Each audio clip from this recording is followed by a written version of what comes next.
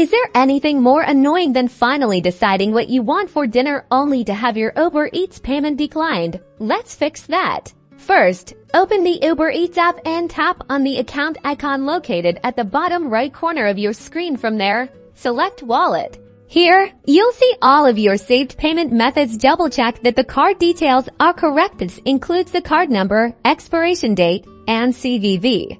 Even if everything looks right, it's worth re-entering the expiration date and CVV just to be sure no accidental typos are lurking. Now, make that you have sufficient funds or credit limit on the card that you are trying to use. Another common issue is that your bank might have flagged a transaction as suspicious. Give your bank or card issuer a quick call. The number is usually on the back of your card.